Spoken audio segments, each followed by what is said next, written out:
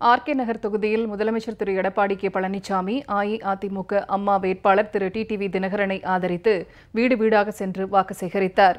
RK நகர் தொகுதிக்கான தேர்தல் பிரச்சாரம் தற்போது தீவிரமடைந்து வருகிறது.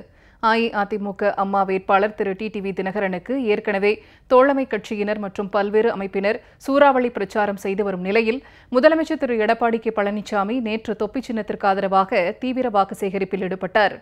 சிவகாமி நகர், பர்மா காலனி, ஜீவா நகர் போன்ற இடங்களில் வீடு வீடாக சென்று அரசின் சாதனைகளை எடுத்துக் கூறி வாக்கு சேகரித்தார்.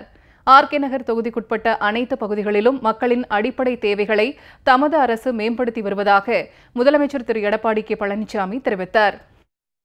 சட்டமன்ற உறுப்பினராக தேர்ந்தெடுத்து தமிழகத்துடைய முதலமைச்சராக அமர்ந்தவுடன் இந்த தொகுதியில் பல்வேறு திட்டங்களை நிறைவேற்றி தந்திருக்கிறாங்க. கல்லூரி கொடுத்துருக்குறாங்க, சாலை வசதி செய்து கொடுத்துருக்காங்க, குடிநீர் வசதி செய்து கொடுத்துருக்குறாங்க. அதே போல் வேலையில்லா பட்டதாரிகளுக்கு வேலைவாய்ப்பை உருவாக்கி தந்திருக்கிறாங்க.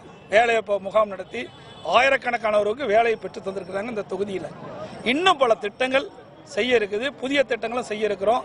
நிறைய பேர் பட்டா வேணும்னு விண்ணப்பிச்சிருக்கிறாங்க, அந்த பட்டாவும் வழங்கப்படும். நிறைய பேர் சொந்த வீடு வேண்டும் என்று ஏழை மக்கள் இதய புரட்சி தலைவி அம்மா உள்ள ஆட்சி காலத்திலே விண்ணப்பித்திருக்கிறாங்க. அந்த விண்ணப்பிக்கப்பட்ட தகுதியானவர்கள் அனைவர்களுக்கும் சொந்த வீடும் வழங்கப்படும்.